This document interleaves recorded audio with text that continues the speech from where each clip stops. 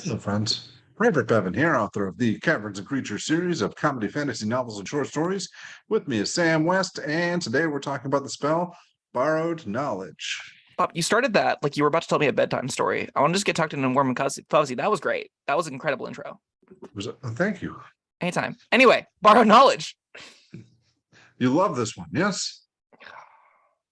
No, just kidding, viewers. This is Sam. I don't hate everything. I hate a lot of things. I just don't hate everything. Okay, Borrowed Knowledge is from Strixhaven, which gave us Silvery Barbs, which that spell's contentious. This is another one that is less contentious that I really loathe. This is an action cast time for self. You need a 25 gold piece book for some reason. It doesn't consume it though. It lasts an hour, and all you do is this: you pick a skill that you aren't proficient in, and for an hour you're proficient in that skill. Period. And this is a second level spell. Yeah. If you recast this, the first effect goes away. So you can't be like, I send 4 second level spell slots and have 4 new skill proficiencies for an hour. No, you just have to do it one at a time. Yeah, I think my first problem with it is the spell component. A book worth 25 gold pieces. Any book. Any book. I don't know. That's just silly. Because it specifically says in the description that you call on spirits of the past to help you with this skill, like the spirits of past mechanics or something. How is a book on gardening going to help you with that? I don't know. What I like more is you find a really, because this is 25 gold in the scope of Dungeons and Dragons is a lot, right? Like peasants don't make that yearly. And you're taking a 25 gold book on gardening and then learning the history of Arcana, right? You're like pulling in the deep lore to become a really strong, athletic, toned man, right? Like, what? Anyway, like the lore behind it is all because like it's supposed to be for lore hold, which in Strixhaven, which are like these elephant people, but also about like spirit history, and they care a lot about history. They're the jocks. It's a lot. It doesn't really matter, but it makes this cobble together and be like, huh? Anyway. Bob, do you hate the spell as much as I do? Probably not. I don't hate it. No, certainly not as much as you do. But I don't know. It's nothing I'd ever be excited to put on my sheet. Yeah. I don't think a lot of people are taking Borrowed Knowledge. So that's good. Don't take Borrowed Knowledge.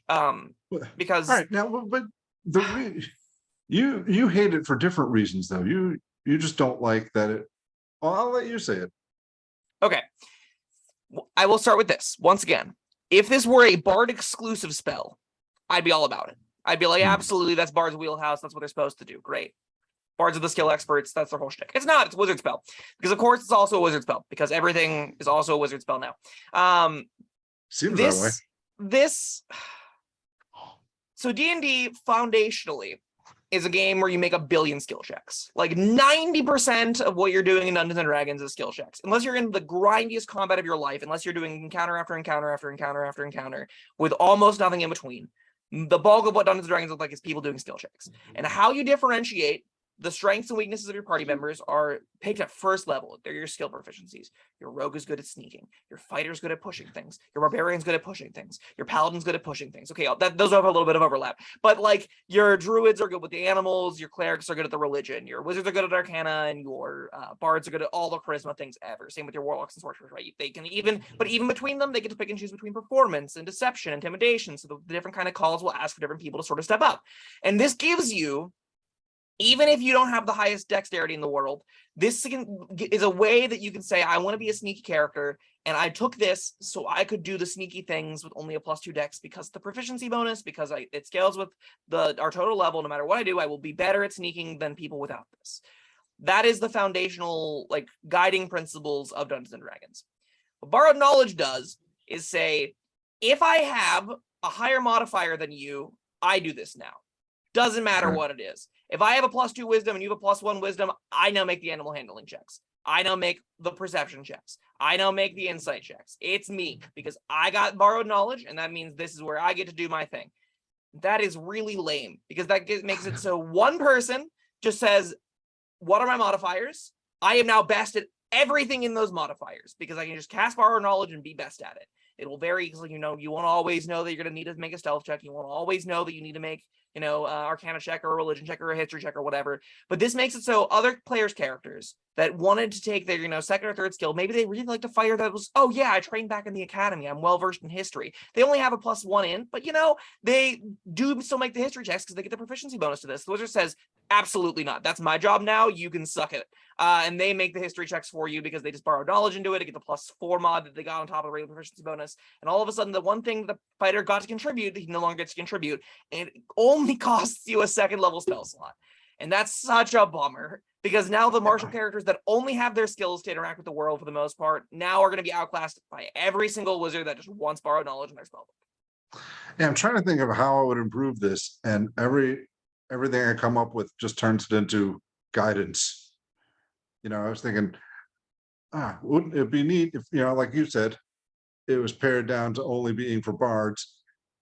But then I thought also it would be neat if you could cast it on other people, enhance their abilities or their skills. But that, we already have that. And that, at least, then you could, there'd be some tiny bit of merit to it, because then you could say, okay, well, now the bard can do all the charisma things that maybe we're lacking. Maybe you say, well, none of this, we only have one person that's good at wisdom in the group, and they didn't take most of the wisdom skills. So borrowed knowledge sort of gives us access to all the wisdom skills. There could be some merit there to let other people shine in more moments, and then the whole party gets to be a little bit cooler. And you still have the problem when there's overlaps. There's still a problem where it's like, oh, I just have the higher int score, so I do all the int checks now. But at minimum, you would be able to have other people also have access to all the new skill checks. Strength characters still get the short end of the stick because they always get the short end of the stick unless the stick is a very large greatsword. But for the most part, this just makes one character the wizard who's already probably best at everything minus healing, and now says any skill checks, anything outside of the realm of abilities, I now also will be best at them and whatever my stats are. That's really dumb. That's really stupid. All it does is siphon away opportunities for other people to interact with the world if they have a lower score than you. And the game doesn't need that. You keep going back to the wizard. I mean, this is for bards, clerics, warlocks, and wizards. Yeah, is it just also because really good on clerics.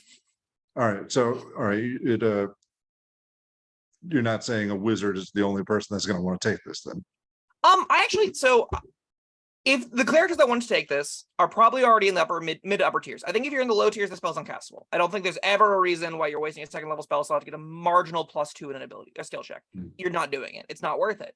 Going and getting a +4 on a skill check, and then also adding a modifier onto that. So now that when you're dealing with gods and whatnot, and you need to recall very crucial information that's DCs of 25s and whatnot, borrowed knowledge is just a really cheap way to have access to all the skills that you'd want for it. That's when the spell sort of comes into play. So clerics and wizards, they're going to be the ones that are having an easier time leveraging this. Clerics get to have an easier time leveraging this because they're prepared casters. So once you get there, you'd be like, great, I sub out some 2nd level damaging cantrip I haven't used in 10 levels, and now I got borrowed knowledge that is just all the skills we could ever need. Wizards can slap it in their spellbook relatively cheaply because they add so many to the book, or they can even get it for free if they ever just spend gold on it or whatever. Those two in the upper to mid tiers to upper tiers are going to find the spell is just this catch-all that tells other classes that their skill choices no longer matter. Again, if you have a lower modifier, screw you. In clerics, it's particularly abysmal because wisdom is such a robust selection of skills. So my cleric, perceptions perception and insight are major players, and clerics just go, yeah, no, this is all I do now, and none of you are good enough to do it with me. Sorry. And even animal handling, you're gonna take that away from the ranger? Really? You're gonna do the ranger that dirty? Poor rangers. Yeah, and you will have a book worth 25 gold pieces by that point in time. So I think those are the two classes that leverage it best, and in a way that makes me the most angry.